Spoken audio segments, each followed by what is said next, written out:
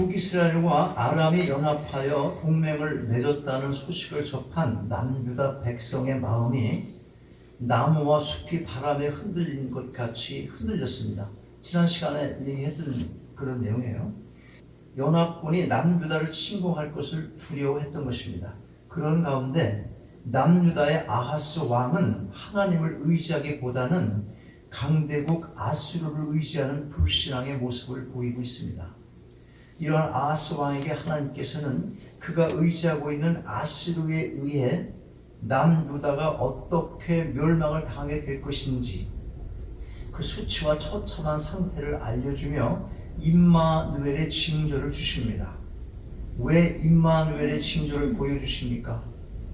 임마누엘의 뜻이 뭐예요? 임마누엘의 뜻 뭐라고 그랬어요?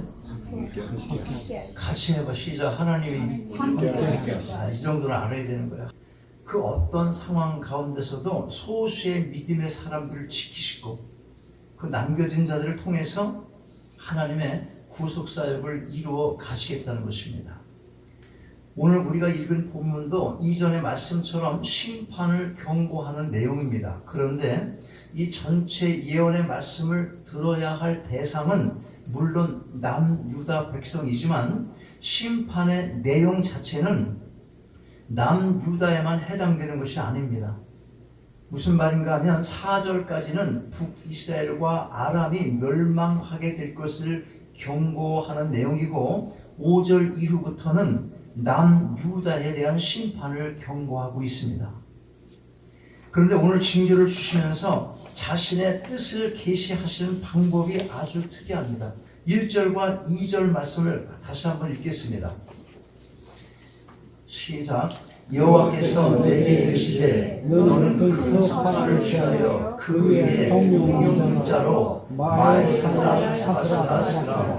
내가 진실한 증인 제사장 우리야와 여베레기야의 아들 스가랴를 불러 증거하게 하리라 하시더니, 여기를 보면 큰 서판에 통용문자로 쓰라고 하죠. 통용문자로 쓰라고 해요. 큰 서판에. 무슨 말인가 하면 일반 사람들이 누구나 읽을 수 있고 이해할 수 있도록 큰 공중 게시판에 쉬운 글로 쓰라는 것입니다. 그런데 우리가 이해할 수 없는 말로 쓰라고 하세요. 뭐예요 그게? 마할살람 하스바스. 무슨 말인가 하면 노략품을 재빨리 전리품을 잽싸게, 이런 뜻입니다. 이 말을 듣고 뭘 생각할 수 있어요 여러분들이? 전쟁이지, 전쟁. 그것도 전쟁이 이미 끝난 상황을 떠올릴 수 있을 것입니다. 그리고 증인까지 세우라고 하십니다.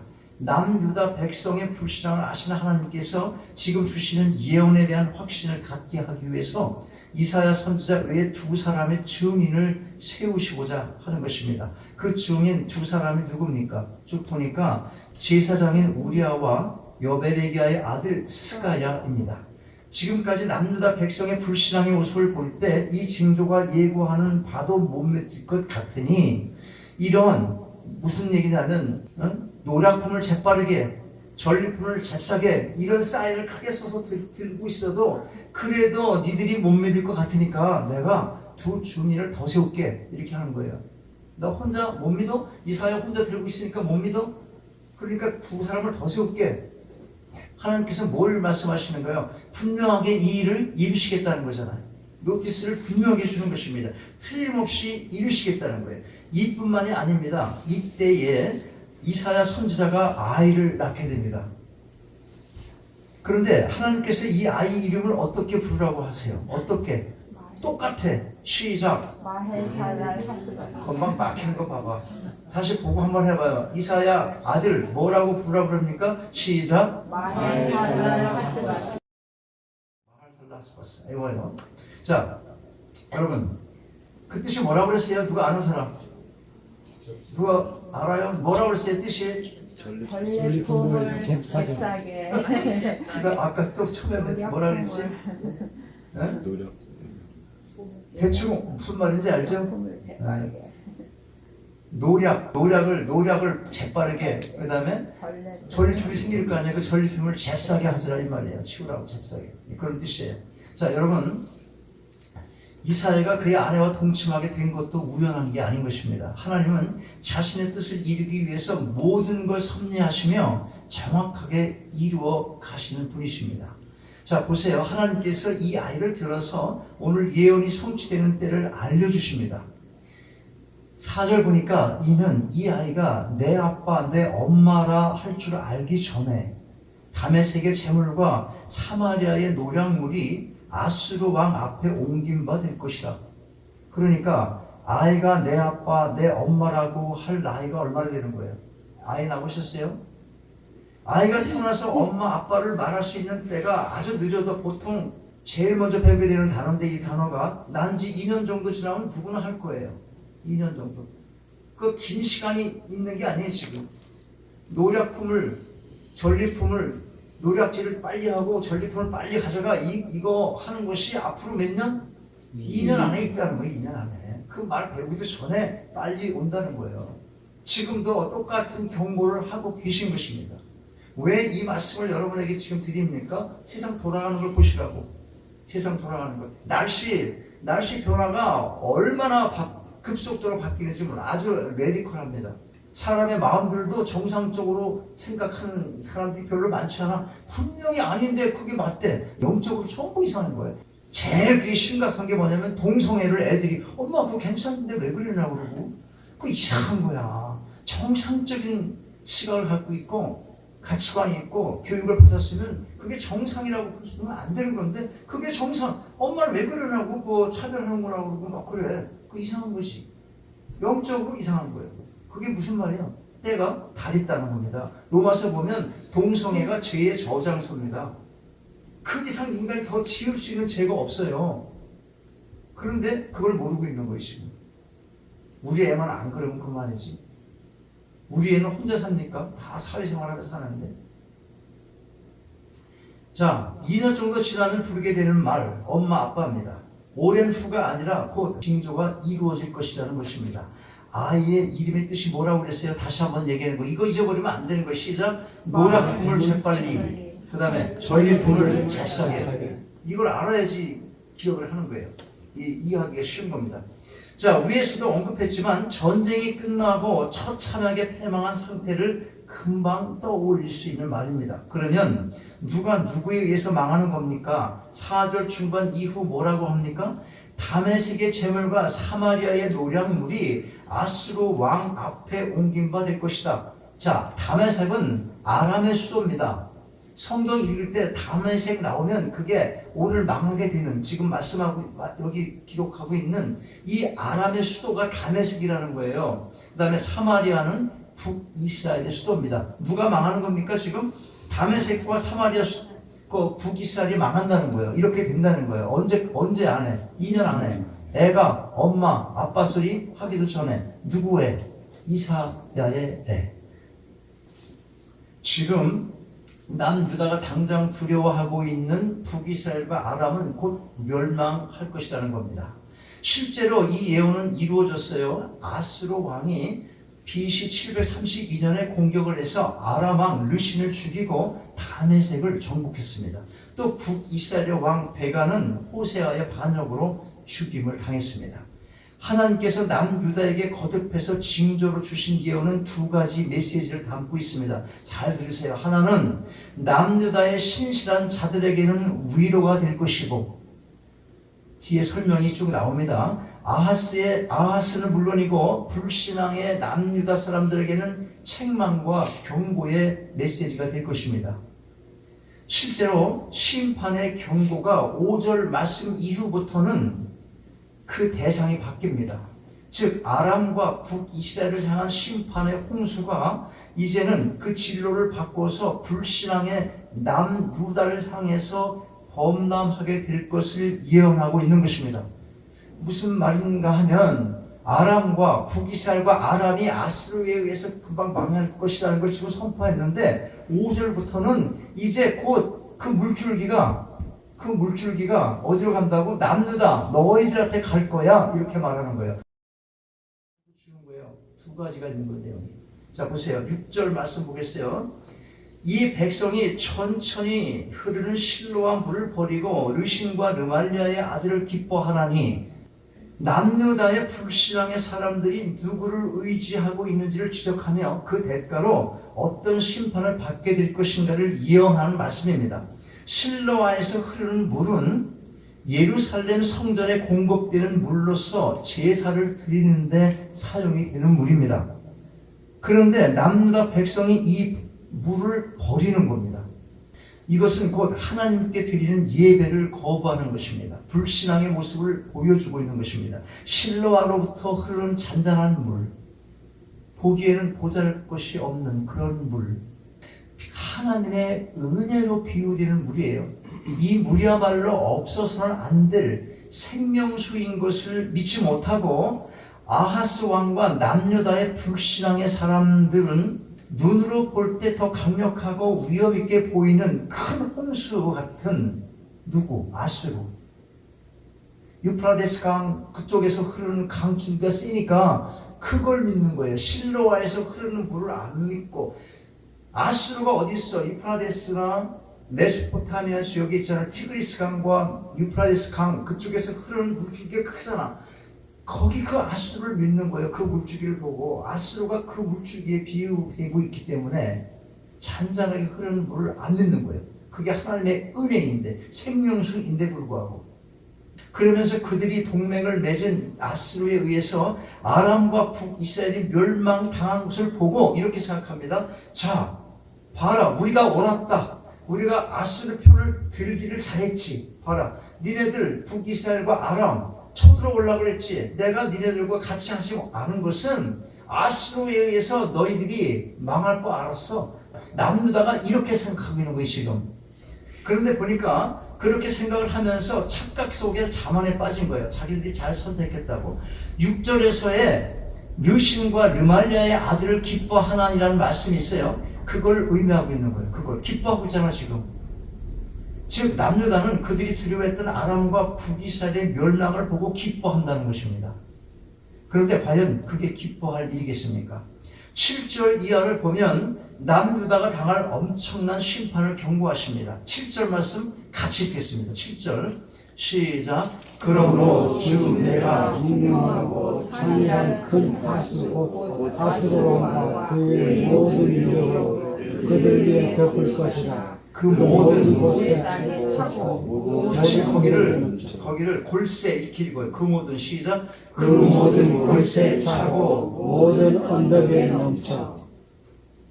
위에서도 언급했지만 천천히 흐르는 실로아의 물은 남유다 백성에게는 없어서 안 될 생명수입니다. 그런데 남유다의 백성은 그 물을 버리고 흉용하고 창이란 큰 하수를 의지하는 거예요. 여기 보면 흉용하고 창이란 큰 하수, 이 뜻이 뭐냐면 물결이 크고 세차게 일고, 물결이 커 그리고 세차게 일어요. 그 다음에 흘러 넘친다는 그런 의미가 있는 겁니다. 이런 표현은 막강한 힘을 가진 침략군을 상징하는 표현인 거예요. 그러니까 누굴 가리킨다고 그랬어요? 그런 표현이니까 아수르를 가리킨다고 그런 거예요. 자, 아수르를 상징하고 있는 것입니다. 하나님의 보호하심의 은혜에 대한 감사는커녕 오히려 세상 국가의 힘을 의지하는 남유다 백성에 대한 하나님의 심판이 아이러니하게도 그들이 의지하고 있는 바로 그 아수르에 의해서 이루어지게 될 것을 예언하고 있는 것입니다. 남유다의 불신앙, 그들은 조금씩 천천히 흐르지만 생수를 공급해 주시는 하나님의 통치를 별 볼 일 없는 부족한 것으로 생각을 했습니다. 우리가 그럴 수 있을 수 있어요. 지금도 여전히 하나님께서는 우리 모두에게 은혜를 베풀어 주시고 큰 물이 아니어도 이 생명수인 샘물처럼 졸졸 솟아나는 물을 계속 그걸 양식으로 해서 우리에게 부어주시는데 그걸 보지 못하고 물을 주시려면 기왕이면 저 폭포수 같은 물을 주시지. 우리가 감당할 수 있어요? 폭포수처럼 하나님께서 은혜를 주시면 여러분은 그 폭포수에 쓸려가지고 어디로 가고 아마 미국에서 가장 캐나다가 있을지 몰라. 쓸려서 어쨌든 부족한 것으로 생각했어요. 반면에 불신앙의 눈으로 볼 때 힘이 있어 보이는 세상의 권력과 통치를 기대한 것입니다. 몇 번씩 말씀드리는 거예요. 자, 우리는 어떻습니까? 날마다 우리는 선택을 해야 할 순간을 맞이하고 있습니다. 세상의 것, 세상의 방법을 선택할 것인가? 아니면 당장 당하게 될 세상적인 불이익을 감수하면서라도 하나님을 신뢰하며 믿음에 합당한 선택을 할 것인가? 반드시 둘 중에 하나를 선택을 해야 하는 것입니다. 그리고 선택은 여러분 각자의 몫인 것입니다. 각자의 믿음의 분량에 따라 다를 수 있습니다. 자, 그러면 하나님께서 남유다의 불신앙에 대한 심판을 하시기 위해서 아수르를 도구로 쓰시는데, 자, 이 아수르가 쳐들어와서 일어난 모든 혹독한 상태가 어떤 것인지 그걸 한번 보겠어요. 8절입니다. 8절 같이 읽겠습니다. 시작. 흘러 유다에 들어와서 창이라고 목에까지 미치리라. 임마누엘이여 그의 표는 날개가 내 땅에 평안하리라 하셨느니라. 큰 하수로 표현하고 있는 아수르의 침입으로 인하여 남유다가 겨우 생명만 부지하게 되는 아주 아슬아슬한 처지에 놓이게 됩니다. 세차게 흐르는 물이 목에까지 차게 되었으니까 그게 어떤 상황입니까? 내가 어렸을 때 이런 경험을 한 적이 있어요. 옛날에 시골에 방죽이라는 게 있어요. 방죽 아십니까? 방죽. 조금씩 흐르는 물을 가두어 놓은 웅덩이에요. 이렇게 웅덩이 이렇게 파져갖고 민물 고기도 잘하고 그래. 방죽. 근데 방죽에 빠져 죽었다 그런 소리 못 들어봤어? 수영하다가 방죽에 빠져 죽었다. 개천에서 땅에 손을 잡고 발만 퐁당퐁당 이렇게 수영을 할 때야. 수영을 못하니까 이렇게 개천에서 이렇게 손 잡고 뒤에 발만 구를 때가 있잖아. 여러분 그때 없어요? 시골에 있으면 그런 거 경험하는데. 근데 그러다가 동네 형들을 따라서 좀 멀리 갔어요. 그런데 손을 땅에 대고 헤엄을 칠 수 있는 그런 곳이 아니었던 것입니다. 물속으로 들어가자마자 바로 물이 목에 찼어 내가. 그러니까 수영을 내가 못하니까 이거 큰일 났어. 발 이렇게 떴더니 앞으로 가. 앞은 더 깊어. 그러니까 어떻게 돼? 막 이게 거의 죽겠더라고. 혼자 그러고 있으면 죽는 거더라고. 그게 죽을 뻔한 거야. 세상에 태어나서 죽을 뻔했다가 살아났을 때를 말하자면, 내가 말한다면 바로 그때예요. 그때 죽을 뻔했어. 방죽에 고인 물이니까 물이 세차게 흐르진 않잖아.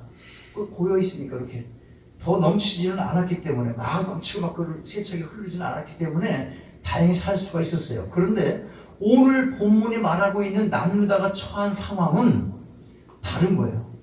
8절에서 뭐라고 그래요? 창이라고 목에까지 미치더라. 엄청 물줄기도 센데 그냥 엄청 거센 물이 물줄 여기까지 차는 거예요. 그럼 살 수 있을 거라고 생각하냐고 지금. 떠내려가는 물 가끔 보자는 홍수예요, 여러분들. 그렇게 된다는 거예요. 근데 아직 죽어 안 죽어. 목에까지 찼으니까. 하나님께서 하시는 역사예요. 희망이 있어 없어? 그러니까 아직은 있어. 아직은 목에까지 찰 때 주여 살려주세요. 그리고 희망이 있는데 그런 믿음 없는 사람은 결국 죽게 되는 것이죠. 실제로 BC 732년과 722년에 아람과 북이스라엘을 각각 멸망시킨 아수르는 그 여세를 몰아서 이제 남유다, BC 701년에 남유다를 침공했어요. 그때 남유다는 멸망 직전에서 하나님의 도우심으로 간신히 구원을 받게 되었어요. 목에 찬 정도에서 간신히 구원을 받게 됐다는 거예요. 근데 모두가 다 구원받겠습니까? 누가 구원받아요? 좀 아까 말씀드렸잖아. 누가 구원받습니까?